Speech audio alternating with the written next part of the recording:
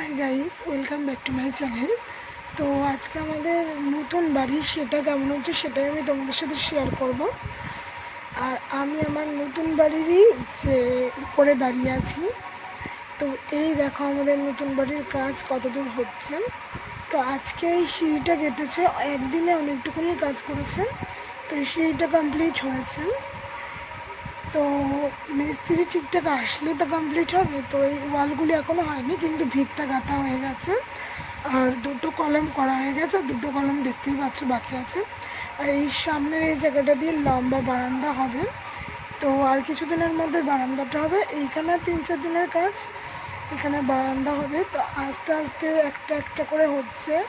বৃষ্টির জন্য ঠিকঠাক মিস্ত্রি আসতে পারছে না। তো আজকে এতটুকুনি গাঁথা হয়েছে, এইখান দিয়ে বাদ বাকি সিঁড়িটুকুনো উঠবে। উঠে ওই পাশের মানে আমাদের ঘরেরও ছাদে যাওয়া যাবে, আর এই পাশের ঘরেরও ছাদে যাওয়া যাবে। একবারেই সিঁড়িটা তার জন্য করা হয়েছে। তো সিঁড়িটা দিয়ে মিস্ত্রিরা উঠেছিল, আমিও ভাবছিলাম উঠবো। তারা বললাম না, বেশি পাকামি করে লাভ নেই, ভেঙে চুরে পড়ে গেলে আমার যা ওয়েট সিঁড়ি নাও রাখতে পারে, এমন কিছু কথা না। ফালতু ফালতু উঠে এখন এই বুড়ো বয়সে হাত পা ভেঙে কোনো লাভ নেই। তো এই কালকে এই দুটো কলম আছে, সেই কলম দুটো গাঁথবে, তারপরে এই ওয়ালগুলি গাঁথবে। তো এইটা আমার কাকা শ্বশুরের ঘর, মাঝখানে আমরা কোনো ফাঁকা রাখিনি, কারণ মাঝখানে ফাঁকা রাখলে ওই পোকামাকড়ের বাসা হবে, দরকার নেই। একসাথেই পুরো অ্যাডজাস্ট করে ওয়াল গেঁথেছি। আর আজকে এগুলি দিয়ে গেছে, এগুলি দিয়ে কী করে আমি জানি না, তোমরা জানলে কমেন্টের কাছে জানিও। আর এই পুরো লম্বা জায়গাটা, এইখানটায় আমাদের বারান্দাটা হবে। তো 4 দিন পর বারান্দার কাজও শুরু হয়ে যাবে। লাস্টে জিনিসপত্রগুলি সব সরিয়ে তারপরে আমাদের ছাদ দেওয়ার ব্যবস্থা। তো এইখানে বারান্দাটা একটু চওড়া হবে, আর আমাদের ওই সাইডে একটুখানি সরু হবে। তো আজকে এই পর্যন্ত কাজ হয়েছে 3 মাসে, 3 না 3.5 মাসে মাত্র এতদূর কাজ হয়েছে ভাবো। মানে ভিতটা করেছে, কলম দুটো করেছে, দুটো এখনও বাকি। আর আজকে অর্ধেক সিঁড়ি ঘর তুলেছে, ভাবা যায়। কন্ট্রাক্টরের কাছে দিলে যদিও এরকমই হয়, বাবা এইসব কথা না বলাই ভালো। পরে কন্ট্রাক্টর আমার ভিডিও দেখে বলবে যে তুমি আমার ভিডিওতে আপলোড করছিলা, এই ভিডিওতে মানে আমি নিন্দা করছিলাম। আর এই জায়গাটা দেখছো ইটগুলি রাখা আছে, এই জায়গাটা দিয়ে আমাদের ঘরের সামনে ফ্রন্টে একটা বারান্দা হবে। আর এই দেখো আমাদের কাছে ফুল ফুটেছে, ফুলটা যখন ফুটেছিল খুব সুন্দর লাগছিল, কিন্তু আস্তে আস্তে কেমন যেন হয়ে গেল, ছড়িয়ে গেল যখন, আর ভালো লাগছে না। আর এই মিস্ত্রি খুব ভুগায়, মানে কন্ট্রাক্টরটা মিস্ত্রি ঠিকঠাক পাঠায় না। একদিন কাজ করে তো 10 দিন আসে না, নাইলে এই ঘর এতদিন এই ওয়ালগুলিও মানে এই পিছনে যে ওয়ালগুলি দেখছো না, এইগুলিও কবে গাঁথা হয়েছে। তো মানে তা খুব ভুগায়। এখন বললো এই যে দেখা এই কলমটা হবে, আর এই দিকের এই ফার্স্টের কলমটা হবে, কমপ্লিট করবে কালকে এই দুটো কলম। তারপরে এই যে যেখানটা দেখালাম তোমাদের বারান্দা হবে, সেই কলমগুলি তুলবে। ওনার কথা 4 দিন মানে কলম তুলবে, তারপরে ওয়াল গাঁথবে। 3-4 দিনের পর বারান্দা করবে। জিনিসপত্র সরাতে হবে, কোথায় যে এত জিনিসপত্র রাখবে জানি না। তা ননদকে ফোন করলাম, ননদের বাড়িতে এখান থেকে পাশেই জানোই। তা ওদের বাড়িতে শোকেস আর আলমারি, আমাদের যে টিফিন লোডের আলমারিটা, শোকেসটাও তো প্রচুর বড়, ওই দুটো ওদের ঘরে রেখে দেবো, ওদের বাড়িতে পাঠিয়ে দেবো। একটা ওয়ার্ডরোব তোমার দাদার জামা কাপড় রাখা, সেটা রান্নাঘরে ঢুকিয়ে দেবো, কারণ রান্নাঘরে রাখতে হবে, কারণ তোমার দাদা ডেলি পরে ওইগুলি জামা কাপড় পরে কাজে যায়। আর বাবার ছোটো ওয়ার্ডরোবটা নিয়ে আমি চিন্তা করি না, ওটা যে কোনো জায়গায় ওই যেই ঘরটা করেছে ওইদিকে মৈদিনীর পাশে একটা বক্স মানে খোপ মতন করেছে, ওইখানে রাখবো। কুলারটাই বলবো কাকা শ্বশুরের ঘরে যে তোমরা ইউজ করো, কারণ কুলারটা ওই ঘরে রাখা যাবে না, কারণ ধুলো ময়লা সাদা জিনিস নোংরা হয়ে যাবে। যদি বলে না আমাদের লাগবে না কিংবা রাখতে পারবে না, তাহলে ওটা কাপড় দিয়ে প্যাকিং করে ওই বক্সে রেখে দেবো। এবার সবথেকে চিন্তার ব্যাপার সোফাটাকে নিয়ে, সোফা আর টিভি নাই খুলে যে জেঠিদের ঘরে রেখে দিলাম বক্সে ভরে সোফা। এবার 1 মাস 10 দিন মতন লাগবে ছাদ কমপ্লিট করে, রং করে, কারেন্টের পয়েন্ট করে। প্লাস্টারের তো এই ঘরের কোনো ব্যাপার না, প্লাস্টার অলরেডি করা আছে, হয়তো কী যেন বলে রং করার আগে, যাই হোক ওইগুলি মারবে, মেরে যা বললো রং করবেন। 1 মাস 10 দিন মতন লাগবে, মানে 1 মাস টাইম দিয়েছে উনি, 10 দিন আমি এক্সট্রা ধরেছি। তা এখন এই 10 দিন থাকবো কোথায়। তা বাইরের যে আমাদের ওই ঘরটা আছে, ওই ঘরে ভাই শুচ্ছে এখন, যেহেতু এই ঘরটা ভাঙা হয়েছে। তা ওর মা বললো ও আর ভাই ওই বাইরের ওই ঘরটাই শুয়ে পড়বে, আমি ওই বাড়ি চলে যাবো। কারণ যেখানে সেখানে বাবাকে নিয়ে শোয়া যাবে না, বাচ্চা মানুষ, কিছু বিষাক্ত জিনিস লাগলে স্কিন ইনফেকশনের ব্যাপার আছে, মশা টশা কামড়ালে এখন তো জানোই মশার থেকেও কত ধরনের রোগ মানে হচ্ছে। দিনকে দিন রোগ তো কমার কোনো নাম নেই, দিনকে দিন রোগ বেড়েই যাচ্ছে।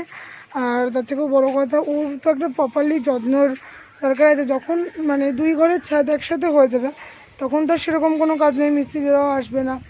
তা মা বললো তুমি ওই বাড়িতে চলে যাও, 1 মাস মতন থেকে এসো। কারণ এইখানে নোংরা ধুলোর মধ্যে বাবাকে নিয়ে রাখা যাবে না। ভেবেছিলাম ওই আমাদের যে মন্দিরটা করেছিলাম, মন্দিরের ওইদিকে একটা ঘর করেছিলাম বক্স মতন, তো ওই ঘরে রাখবো। কিন্তু ওই ঘরে সিমেন্ট থাকছে, কারণ সিমেন্ট ভিজে গেলে জানোই তো প্রবলেম হবে।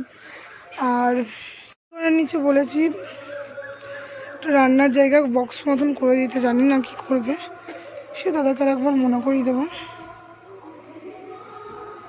বক্স মতন করতে। এই ঘর ভেঙে মানে কী যে ঝামেলা, যারা ঘর না ভাঙে তারা বোঝে না। যাদের সাইডে জায়গা আছে তাদের ব্যাপারটা আলাদা, ভাঙাচুরার কোনো মানে জিনিসপত্র সরানোর কোনো ব্যাপার নেই। কিন্তু যাদের জায়গা নেই, মেনলি আমাদের মতন, তাদের যে কী পরিমাণে কষ্ট হয় সেটা নিজেরা ঘর না ভাঙলে বুঝতাম না। আর এই ঘর ভাঙা সামলিয়ে, মিস্ত্রি কাজ করতে আসে, সংসার সামলিয়ে, পাপাকে সামলিয়ে শুধুমাত্র ভিডিও আপলোড করি আমি তোমাদের জন্য। সেই ভিডিওয়ে যখন তোমরা ভিউয়ার্স আসে না, লাইক আসে না, কমেন্ট আসে না, শেয়ার আসে না, তোমরা বলো কেমন লাগে? মনে হয় সারাদিনের যত পরিশ্রম করেছি সব পরিশ্রমে কে যেন ঘি ঢেলে জলের মধ্যে, মানে ঘিয়ের মধ্যে জল ঢেলে দিল, কিংবা ছায়ের মধ্যে ঘি ঢালার ব্যাপার, এরকম একটা ব্যাপার। তো আমি বারবার করে বলছি, অবশ্যই তোমরা আমার ভিডিও দেখো। আমি তো নতুন ইউটিউবে চ্যানেল খুলেছি, হয়তো এখনও সব কিছু আমি গুছিয়ে দেখাতে পারি না, বলতে পারি না, সেটিংসে প্রবলেম হয়, ঠিকঠাক থাম্বনেল বানাতে পারি না। তো প্রবলেম আমার হয়, আমি মানছি, আমি পারি না। কিন্তু বলো আস্তে আস্তেই তো সব শিখবো, সবাইকেই সব একবারে পারে নিশ্চয়ই পারে না, আস্তে আস্তেই শেখে। তেমন ভিউয়ার্স কোনো ভিডিওতে খুব ভালো, কোনো ভিডিওতে একদম কম, সেটাই আমি বলছি, ভুল ত্রুটি হবেই। তোমরা সবাই পাশে থেকো, সঙ্গে থেকো। দেখছি এরকম যেমন ঘর বানাতে পারছি, এরকম ঘরই যেন আমি একদিন নিজের টাকায় বানাতে পারি, সেই চেষ্টা মানে করছি, চেষ্টায় আছি। হয়তো পারবো কি পারবো না জানি না, কিন্তু চেষ্টা করলে মানুষের সবই পারে। তো চেষ্টা করতে তো প্রবলেম নেই। দেখো আমরা যদি সারা বছর না পড়ি, পরীক্ষায় কিন্তু কখনো ভালো রেজাল্ট হয় না। তেমন এই ব্যাপারটাও ঠিক সেরকম আমি ধরে নিয়েছি যে আমি খাটনি করবো, আমি 100-এ 200% দেওয়ার চেষ্টা করবো। দেখি এবার পাস ফেল তো উপর মানে যারা টিচার তারাই জানে, এরকম একটা ব্যাপারে তো চেষ্টায় আছি। পর্যন্ত সেরকম ভিডিও আপলোড করিনি, খুব কম। ননদের বাড়িতে গেছিলাম তখন আপলোড করতে পারিনি, ওখানে টাওয়ার ছিল না, তাও শর্ট ভিডিও কিন্তু আমি আপলোড করেছি। তাছাড়া একদিন শরীর খুবই অসুস্থ ছিল, তাও সেই দিন আপলোড করিনি। আর পাপা যখন ফুলবাগানে ভর্তি ছিল কলকাতায় তখন আপলোড করিনি। তখন মানে আমি ইউটিউব চ্যানেল খুলেছি 2 দিনের বয়স, যখন পাপা ফুলবাগানে ভর্তি হয়।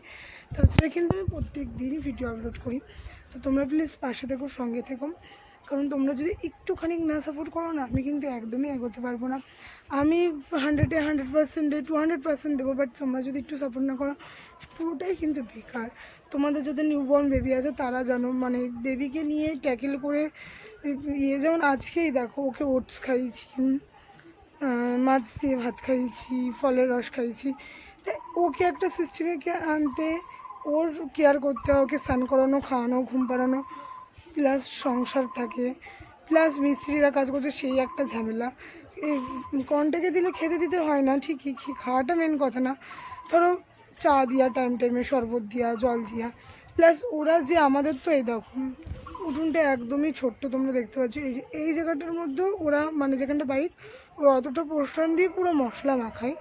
তো কাজ করতে প্রচণ্ড প্রবলেম হয়, ওই ঘর থেকে এই ঘরে পাস করতে হয়, কারণ পাপার জিনিস এই ঘরে থাকে, ওই ঘরে নিয়ে যা। আর রান্নাঘরে রাখার মতন পরিস্থিতি নেই যে সব জিনিস রান্নাঘরে রাখবো, প্লাস ফ্রিজে জল দিয়া, জল বের করা, ফ্রিজে খাবার রাখা, খাবার বের করা, পাপার জামা ওই ঘরে থাকে, পাপার মানে প্যান্ট ওই ঘরে থাকে, স্নান করানোর আগে গামছা ওই ঘরে থাকে, সবার ক্রিম ওই ঘরে থাকে, মানে খুব ঝামেলা হয়ে যায়। এইসব ঝামেলা সামলিয়ে, ফোন সামলিয়ে, যেমন আজকে দেখো আমার কাছে ভিডিও আছে, আমি আগে বানিয়ে রেখেছি, আমি সবসময় বানিয়ে রাখি। তবু আজকে মনে হলো না যে এই ভিডিওটা বানাই। তা বিকালবেলায় এই দেখো 10-15 মিনিট টাইম পেয়েছি, বাবাকে আমার কাকা শ্বশুর নিয়ে গেছে, আমি টাইমটা ওয়েস্ট করছি না যে না তাহলে ভিডিওটা বানিয়ে নিই, সবাইকে দেখাতে পারবো কতদূর পর্যন্ত কী কাজে গিয়েছে। তো আমি এটাই বলছি, তোমরা যদি একটু সাপোর্ট না করো আমি কিন্তু একদমই এগোতে পারবো না। তো প্লিজ গাইজ পাশে থাকো, সঙ্গে থেকো।